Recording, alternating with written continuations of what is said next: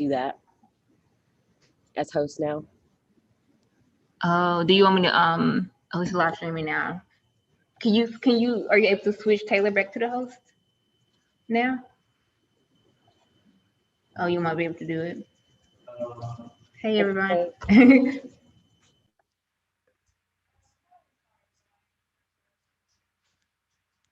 Well, when would I need Taylor? When would I need to use the spotlight? Oh, never mind. You're the host now. I just right now you're spotlighted. Okay, so you have host capabilities now too. Do you want me to let people in from the waiting room? Yeah, we're good to go. Thank you. There we go. We got 4.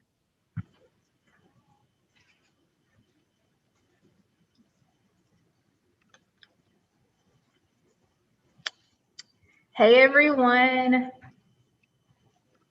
I'm going to give people a couple minutes to come in. Thanks for joining us.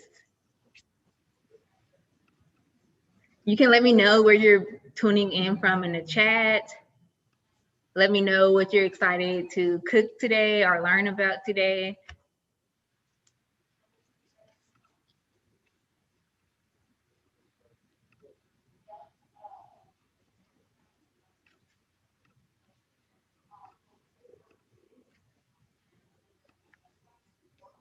Quiet group.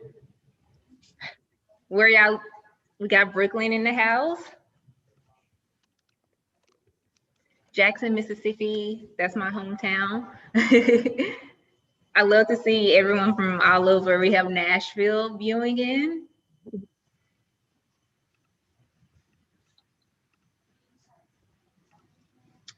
All righty. Well, thank you all for joining GRITS for its second Brunch and Learn. And I am Sade Meeks, the founder of GRITS Incorporated, which stands for Growing Resilience in the South. And part of what GRITS does is bridge that gap between nutrition and culture.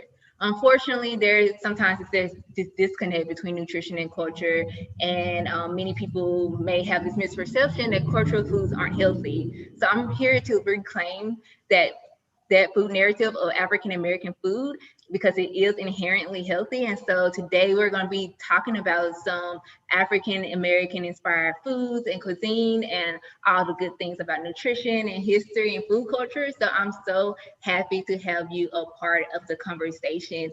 And throughout the presentation, feel free to drop questions, comments, all the good things in the chat, and we'll talk about it at the end and throughout as well. So let's get started with the next slide.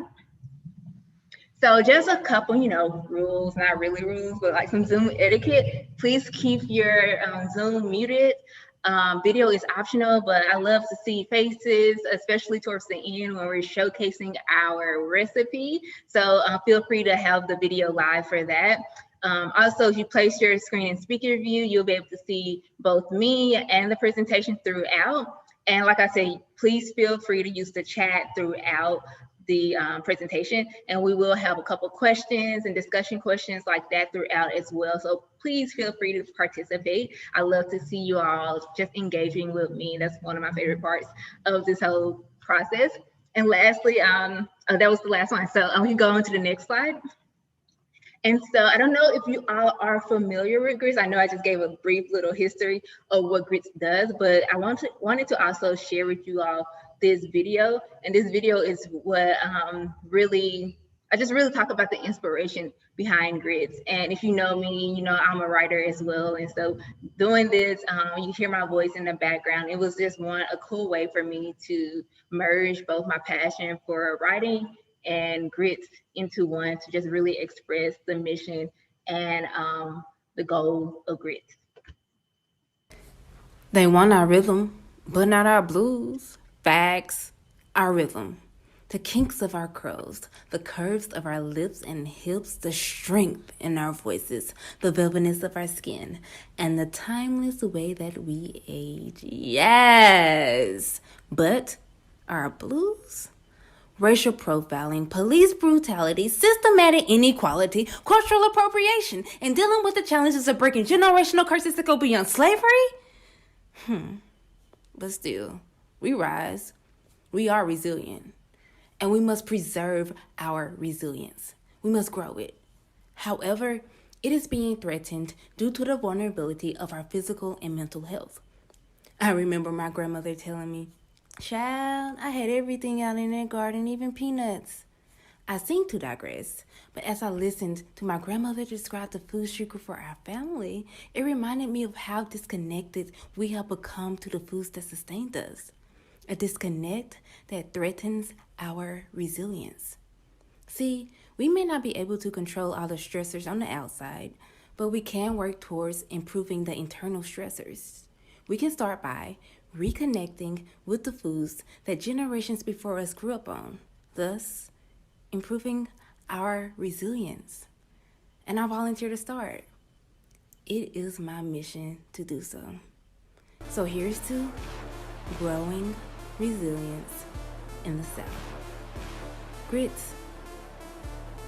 So yeah, that was like 3 years ago actually. So that was before Grits was born, but that's when I kind of shared the message and the mission with everyone. And so I always just like to, before we get into cooking, just, have this conversation and talk about what Grits is doing and also talk about some nutrition and history. So we'll briefly get into some history facts, some nutrition, and then the other half of the presentation we'll get to cooking. If you looked over the recipes, it's really easy, simple. You probably can cook it in about 15 minutes if you prep your black eyed peas. So hopefully you prep your black eyed peas. They take about 40 minutes to an hour to cook.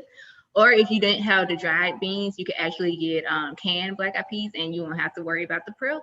Just in the future, if you want to use canned, you can save some time with that. So let's move on to the next slide. Before I get into the presentation, I want to just kind of hear from you.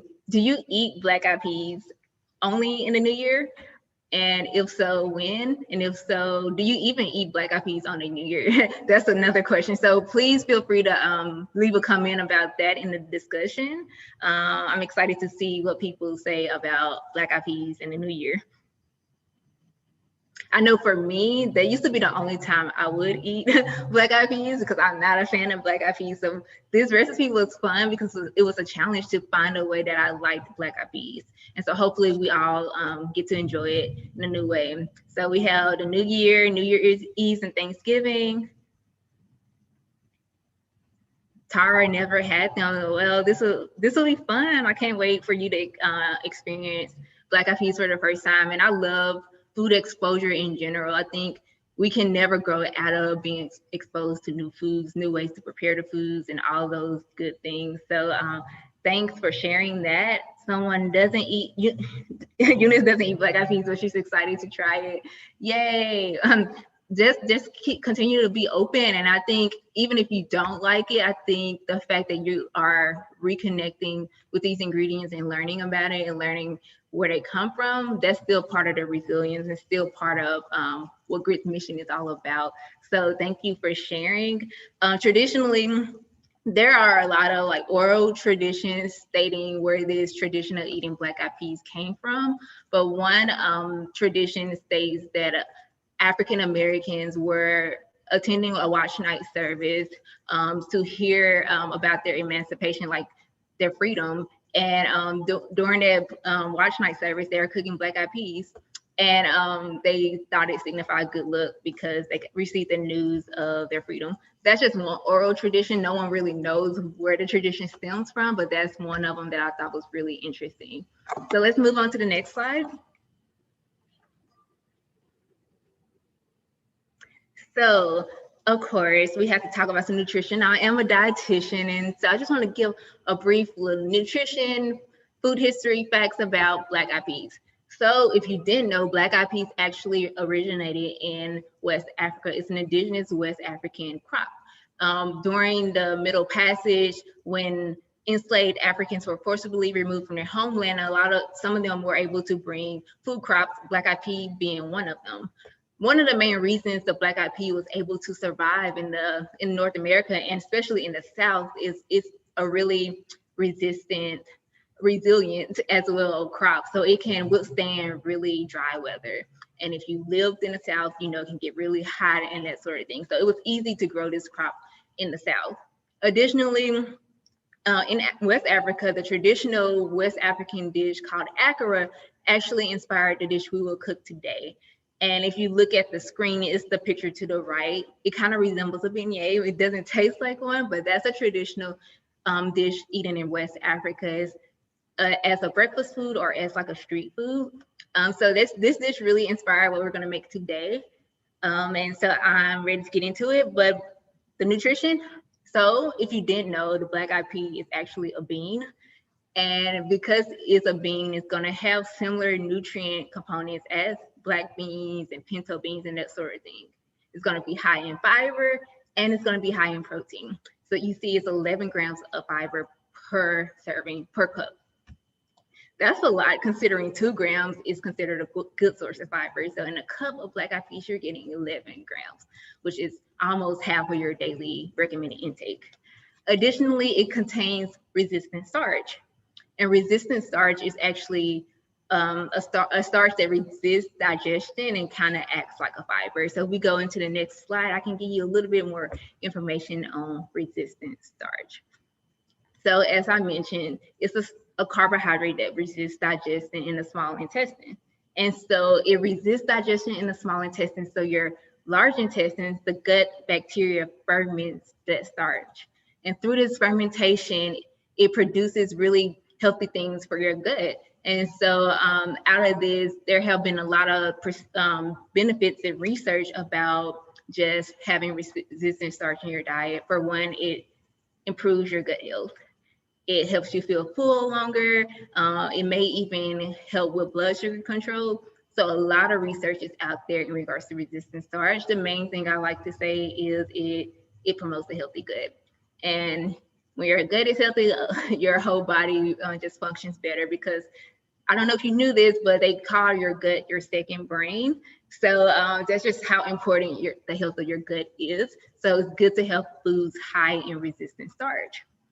So even if you haven't heard of resistant starch before, I want you to guess, and if you have heard of it, I want to hear what you have to say, but can you give me some examples besides black eyed peas of foods you think are high in resistant starch? And just put it in the chat box, and I want to see who guesses right, if you know. So just feel free to guess. If you don't know, it's totally fine. We're going to actually provide some examples of foods high in resistant starch, but I want to hear what you all say first.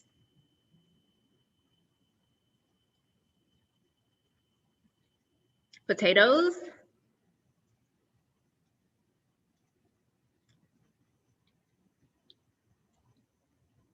Corn. Anyone else want to guess? Oats. Pasta. Grits. Legumes. Let's go to the next slide and I'll reveal the answer. And so green bananas are going to be high in resistant starch, potatoes, grits, oats. So y'all are right on the money.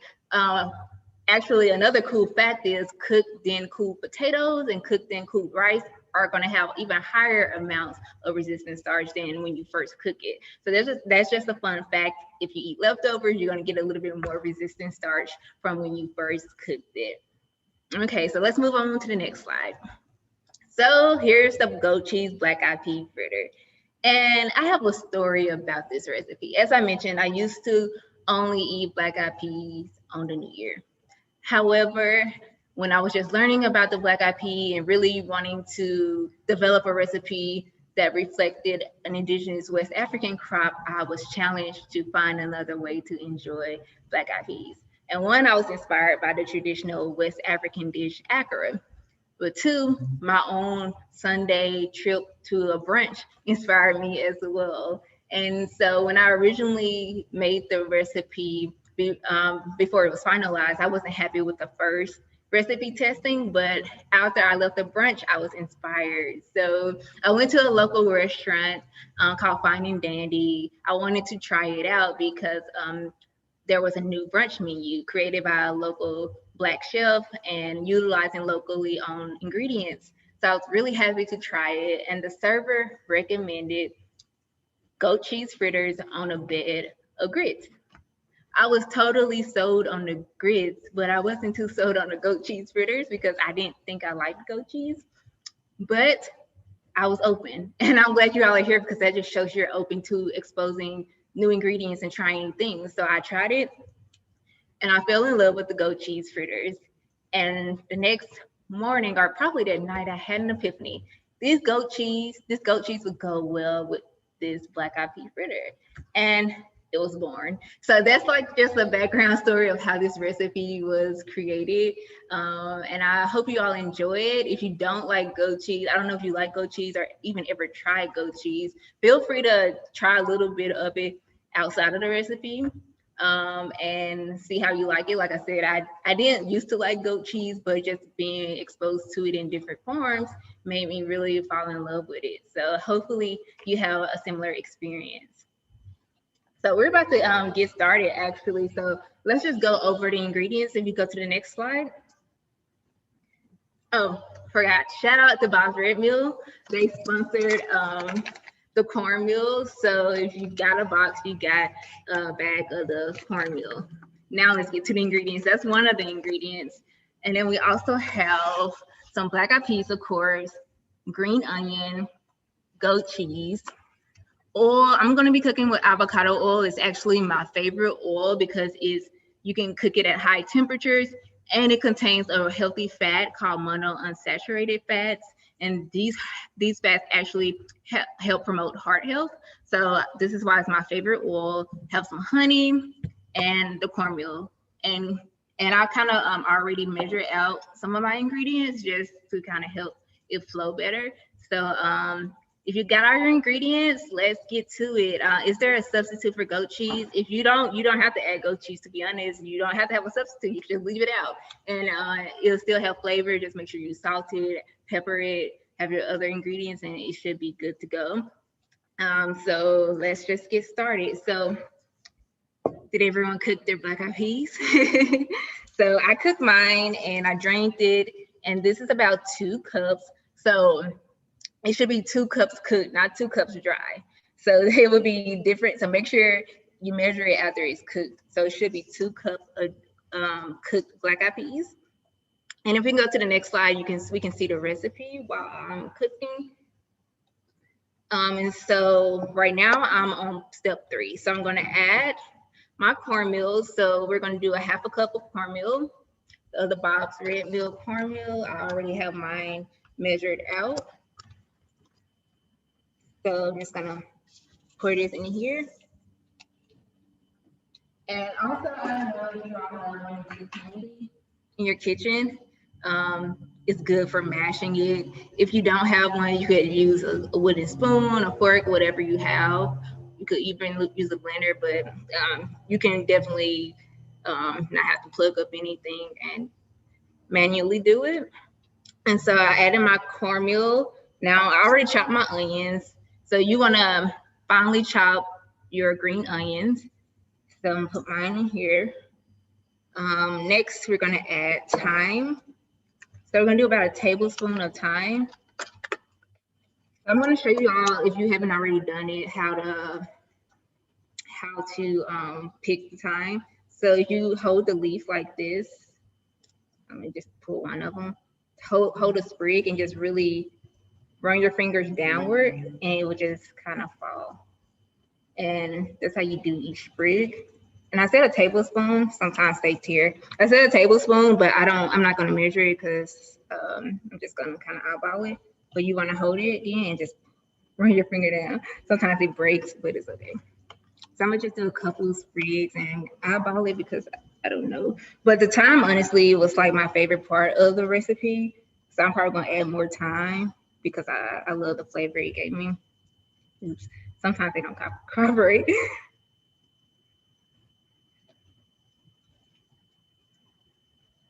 And you can actually use dried thyme as well. Sometimes the stems break and that's okay. And you can eat the stem. But try not to get too much of the stem. Just run your fingers downward. I hate when it happens. It's kind of soothing, just kind of picking fresh thyme. How's it going with the thyme? Are y'all still picking it?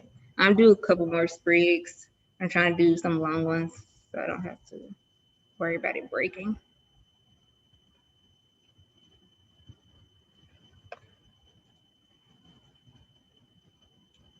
Or you could just pull it, whichever method works for you. No right or wrong way. Like I said, you get some of the stems in there, it's totally fine. Let's see. Sometimes it does good and sometimes it doesn't. Okay, I might add more just depending on, I'll taste it at the end and I may add more. And I encourage you to taste your food as you go and just don't follow the recipe blindly. You want to make sure as you're making it, you want to make sure as you're making it that the flavor is good. You don't want to just taste it at the end. You want to taste it throughout the whole process. So just make sure you're doing that. Okay, so I have my thyme, and next I want to add some honey, just a little bit, just to kind of offset the goat cheese. The goat cheese can have a little, I guess it's like a bitter. I don't know if it's really bitter, but it just kind of balances out the flavor of goat cheese, in my opinion. So echo. Hello? Testing. I heard it echo for a second. So let me get a napkin, sorry. Okay. So I have my honey in there. It's tangy, that's the word I was thinking of. Yeah, so the honey balances it out a little bit. And so I have my onion, I have my thyme, I have the honey, now I need the salt and pepper. So I did about 1/4 of a teaspoon of salt. You don't have to measure, you can. I'm just gonna measure it. I usually don't, but 4 teaspoons of salt. If you have a bigger, if you have like kosher salt, you may not need as much. And then I'm just gonna put some black pepper in there. And like I said, you want to taste as you go. So this may not be the final, outcome. Oh, I forgot the goat cheese. Well, I'm gonna add the goat cheese. Actually, I'm gonna mix it and then I'm gonna come back and add the goat cheese, or you can add it in now, whichever you prefer. Let me clean up my area. So I'm just gonna mix this together.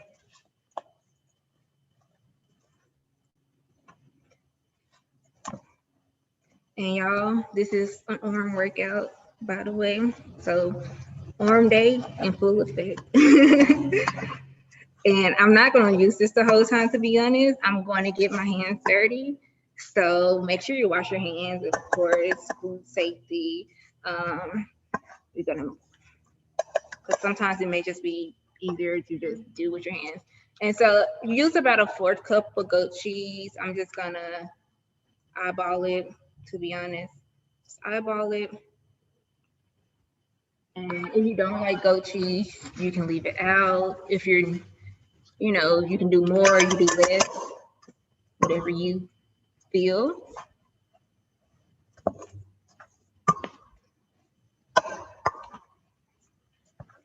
Okay, now I'm gonna get my hands dirty. Kind of speed this up.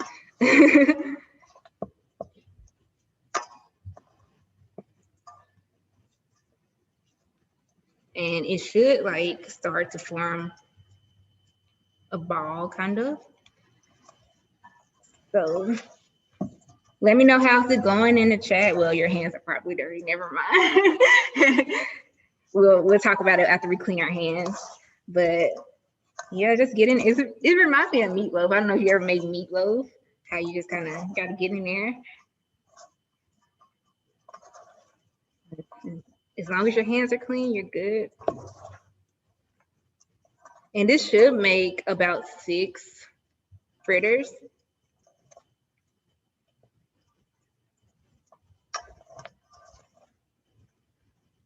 So I'm just gonna do like probably 3. I'm just gonna do half of it. But like I said, you want to taste it first. So I'm about to get a tasting spoon and see if I need to add anything.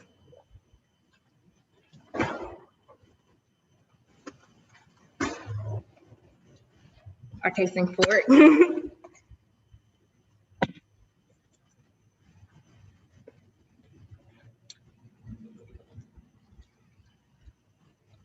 I taste the thyme.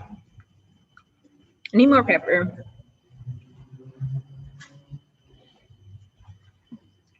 Oh, that's salt. I don't want more salt, it would be too salty. And I'm actually gonna add a little bit more goat cheese. And just get back in there.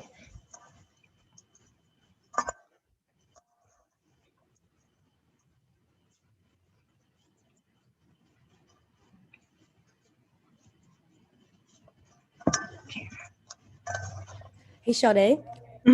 There's a question in the chat. Sarah said, would cream cheese work as a substitute? That would be interesting. I think it would work well because cream cheese doesn't have a real strong flavor, a really mild flavor. So I think it would go well, to be honest. Mm-hmm. Bloopers.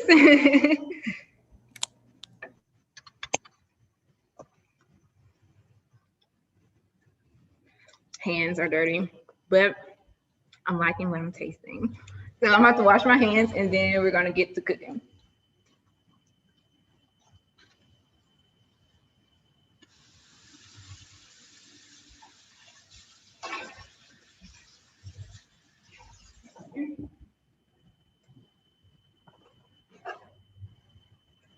Yeah, that pepper helped a lot. I have salt everywhere. So I'm just trying to clean as I go, pretending my mom is in my ear right now. She used to tell me all that. She used to tell me that all the time when I was cooking. But it really does help when you clean as you go. Have less mess at the end. So make sure you get this out of the way. So now, if everything's tasting good, how's everyone's fritters tasting? I'm gonna get the oil going, so you don't want to put the fritter in cold oil. So I'm about to fill the bottom of my pan with the avocado oil.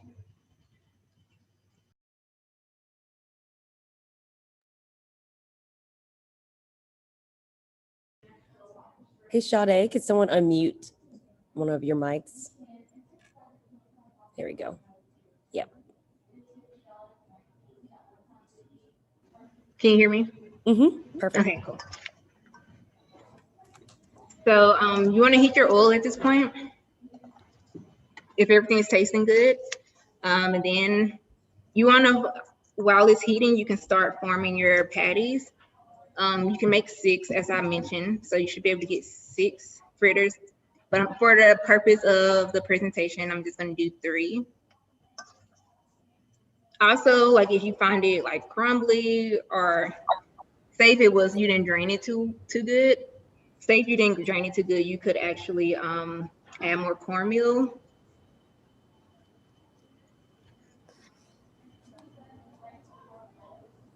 So I make mine about this size. We're gonna get a close up. So I'm gonna do 3 of those. But you should be able to get about 6 out of it. So once my oil heats up, we're gonna get to cooking.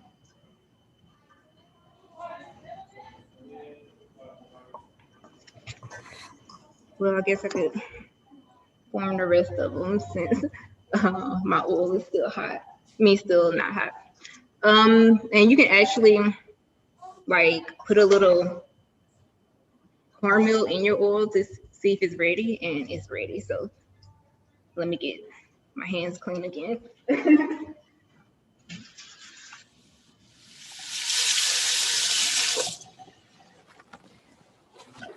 Okay, I'm gonna turn a little bit. Question? Okay. So I'm just gonna put it in the oil after it heats up, and you want to cook it about 2 to 3 minutes on each side. And be careful because it's hot oil.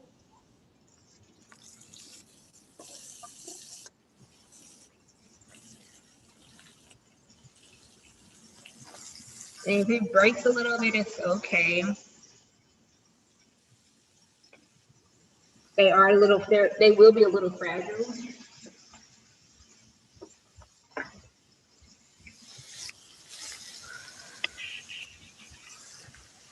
So like I said, you're gonna cook it for about 2 to 3 minutes on each side.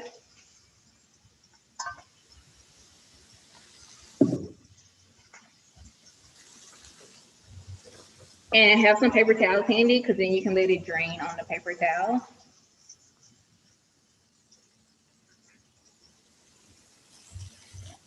And I was trying to think of like a good sauce that would go with this. I love making sauces. So I was thinking about like maybe a red pepper sauce. But I didn't make one. But if you have any ideas of what kind of like dipping sauce would go well with this. Someone said hummus. That could, maybe. If you have some, try that and let us know how it goes.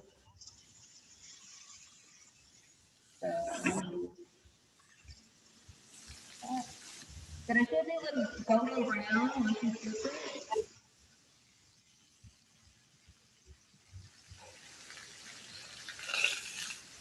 Oh, that one broke. But you have 6, so you should be able to get one that's perfect out of the 6. So that one cooked really well.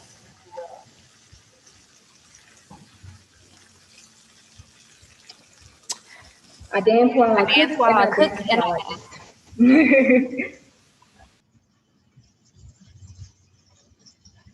salsa.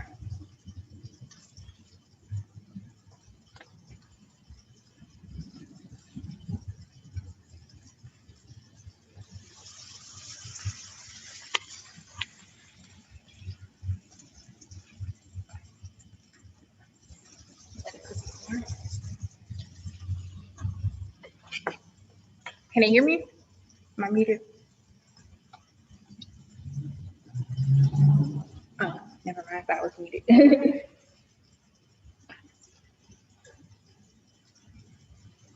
Oh, spicy mango. That sounds really good. Okay. So I always have a hard time. I use a spoon so I don't break it because, like I said, they're really fragile. So I use two things to get them out.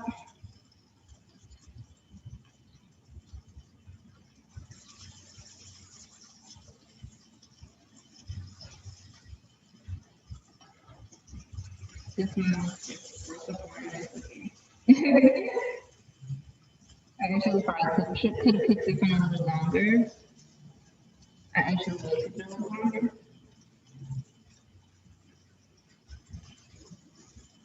And you can press down on it too. Caramel gets messy.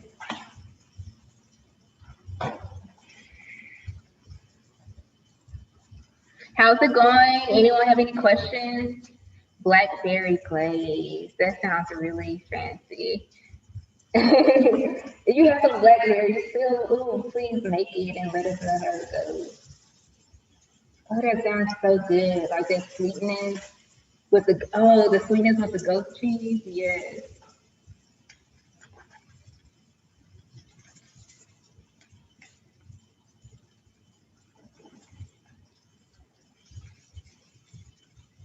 It's getting messy.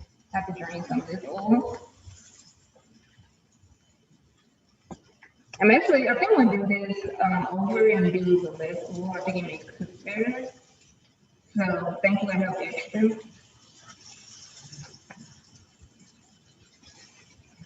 Okay, so I'm gonna let these drain, but I'm gonna cook this with less oil because I think it'll cook better. So give me 1 second, I'm gonna pour this out.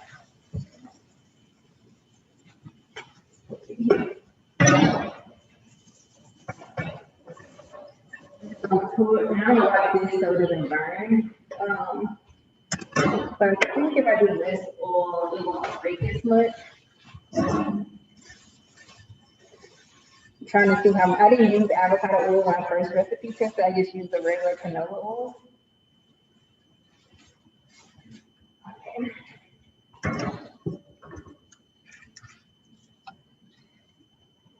And also, too, another thing that would kind of help them from breaking if you put it in the fridge and let them kind of harden a little bit in the freezer, that will also kind of help it from breaking apart. They're gonna be fragile. Yeah, I think I put too much oil, y'all. Hopefully, y'all see better than mine the first go round.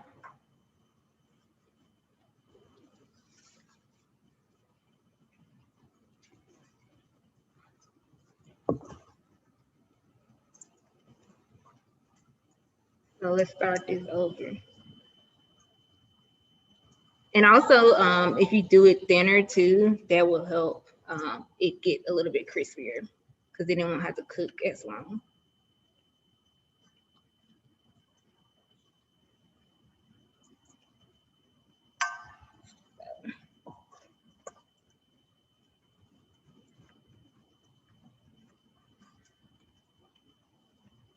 Anyone else have any questions in the chat?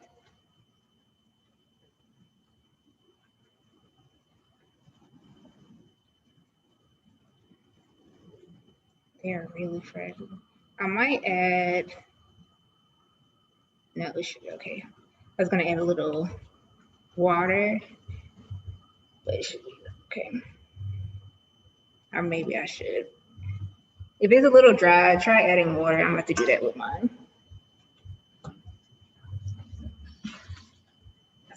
As you can see, I was like a tiny bit. Yeah, I think mine are just too dry. Oh, it's so much better. So you found yours are breaking apart a little bit too much. Add just a tiny bit of water, a tiny bit.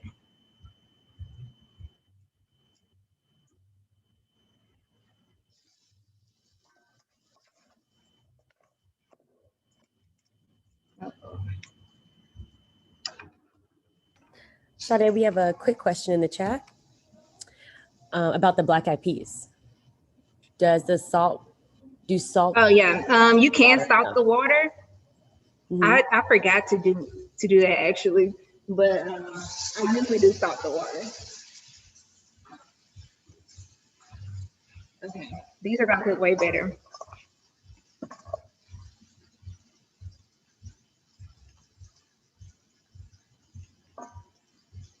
That's the thing about the kitchen. It's like you can make a recipe 20 times, but it's not going to be the exact same every time.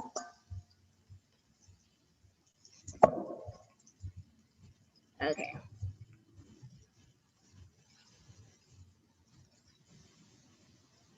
I'm actually going to toss this one.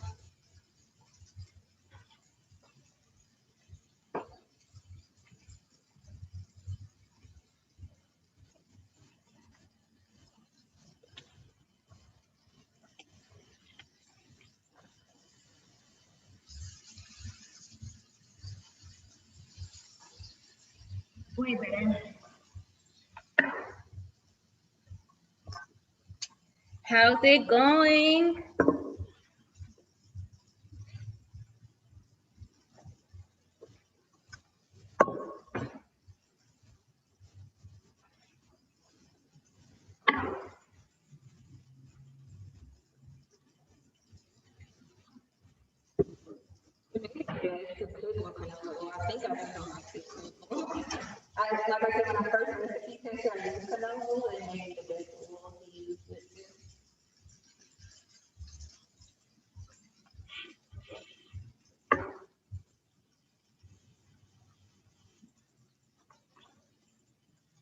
My first time using canola.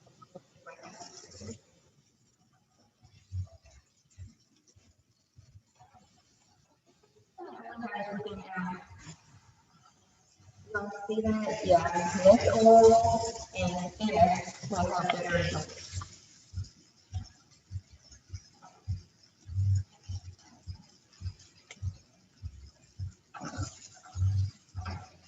And like I said, I use a spoon because they're really fragile, and so this is kind of from breaking.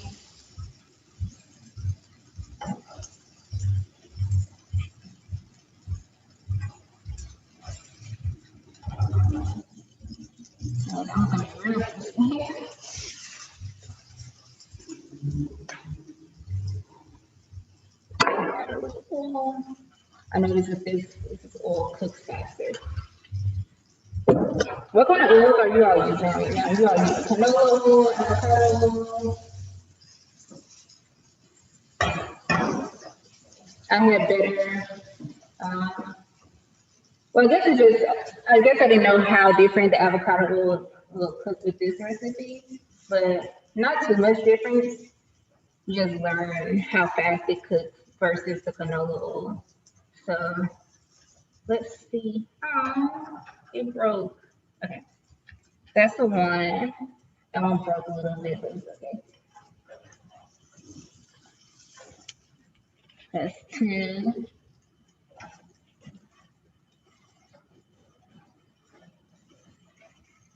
This one again.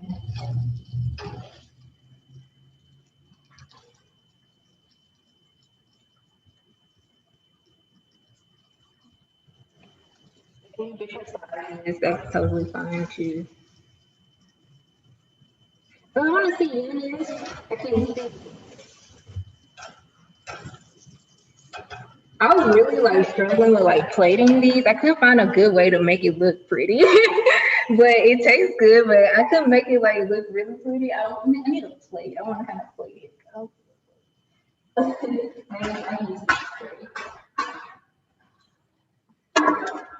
So I'm gonna put the one that's broken on the bottom. Just kind of stack them. Oh, that one's broken now. Okay. We're gonna put that one on the top. And then you can just sprinkle some goat cheese on top. The goat cheese got a little melty.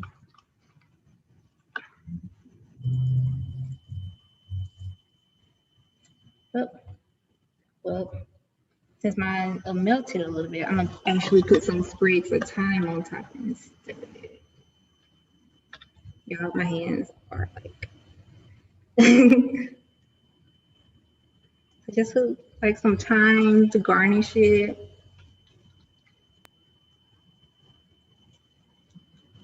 Okay, and those are your black eyed pea fritters. So you're gonna let them cool, and then you can bite into it. This is actually a piece that I'm gonna pull it straight from the stove. But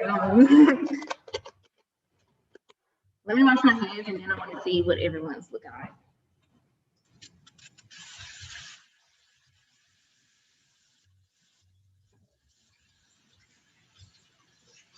I'm excited to see. I'm gonna let them cool while I look at everyone's dishes. So now this is a time you can let me see your screen and we can share.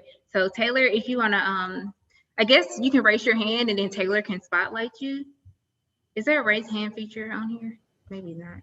It'll be at the bottom for everybody. I'm like about to dig in.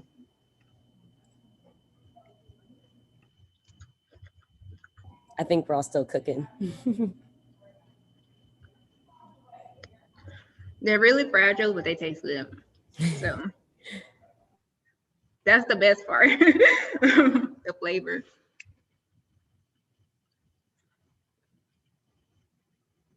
Oh, this goat cheese melted a little bit, so.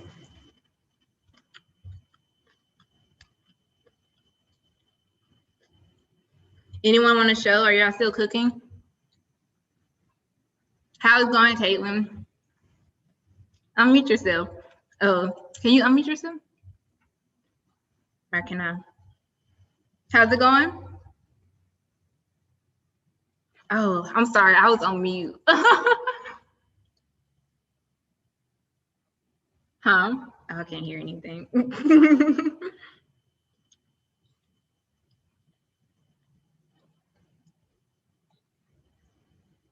Okay, when you're muted.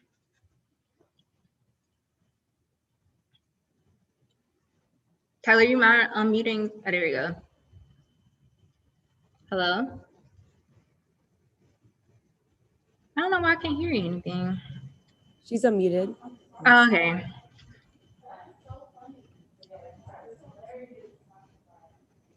How's it going, Caitlin? I can hear you now. I guess we can't hear you. Oh, it's spotty. The internet's spotty. Ooh, presentation, Eunice. I'm gonna spotlight. There we go. Oh, that's Oh, nice. it's cute. That looks really tasty. Caitlin said it's so good.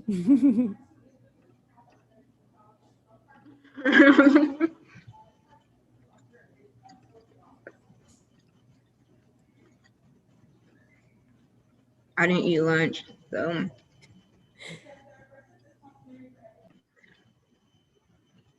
Like I said, akara is traditionally a breakfast dish, but it can be whatever you want to make it.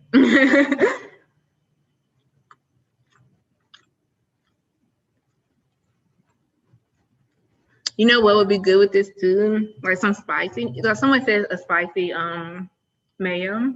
Maybe adding like some red pepper flakes or something would be good too. I don't have it in front of me. What's the consistency like when you're eating it? The outside is crispy because of the cornmeal. Mm-hmm. Inside is still soft and warm, especially it's warm now. And then if you put the goat cheese on it while it's hot, it'll melt a little bit. So that's good. I like the texture because two textures, like a crunchy on the outside, and then you bite in it, it's soft and if it's warm, that makes it better. So Definitely, that sounds so good. And like I said, if you want it crispier, the thinner it is, the crispier it'll be. I'm sorry, I'm like talking with food in my mouth. But yeah. So anyone else wants to share? Is everyone still cooking, or how are we going? Oh, here we go, Caitlin. Here, I'll share hers. Hold on one second. There we go. Oh, you can show it again. There you go. Yay! Nice. Have you tasted it yet, Caitlin? She's still cooking a little bit. Eunice, have you tasted yours, Eunice?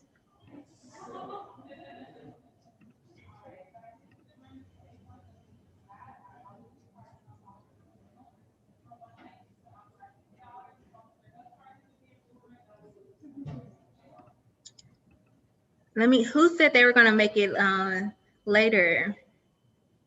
Oh, Sarah, yeah, I think that's a good idea of trying it with different beans. Yeah, that would be cool. Maybe like a chickpea. Some zest, yes. Okay, Tara, I see you're behind. No worries. If you make it like after the live show, just, post a picture of it and add grits if you want to, or you can email it if you're not like on Instagram and things like that. You can just email it, and I love to share it like in our newsletters and on our social media, so feel free to do that. And let me know how your presentation skills go, because I'm usually kind of good with my presentation, but I was like hard on myself when it came to my presentation skills. I guess the main thing is that it tastes good, right? So, and if you don't like black eyed peas and you don't like goat cheese, if you don't like the recipe, I think it doesn't matter at the end of the day. I feel like you reconnected with an ingredient and you maybe found a new way you can use it. And like Sarah mentioned, maybe inspire you to maybe use a different bean, or maybe inspire you to use cream cheese. So if it wasn't like your favorite, feel free to maybe try some of these alternatives that we mentioned and find a way that works for you.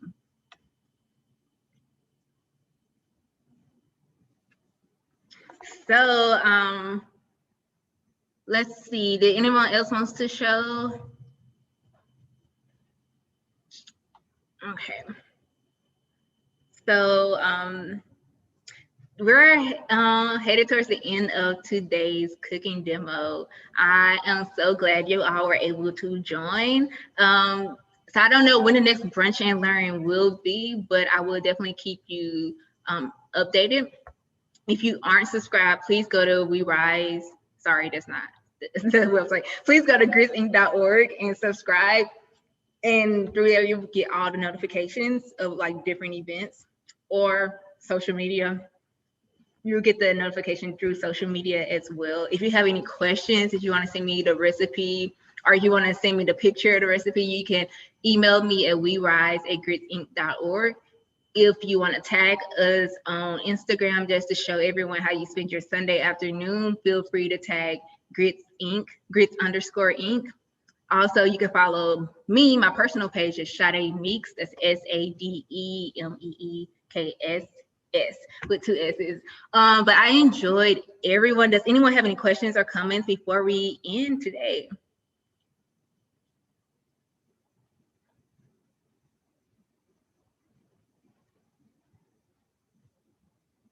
No questions, no comments. Jade added hummus. Do you want to share it, Jade, or no?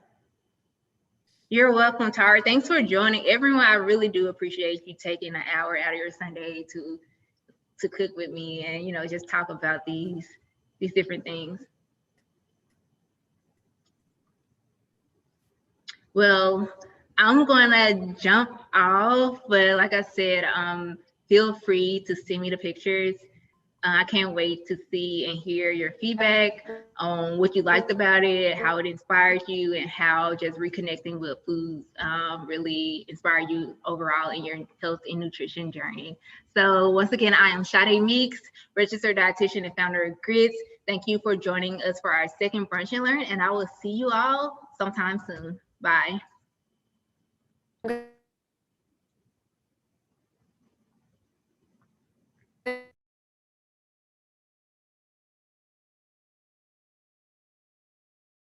Do you want me to stop the live?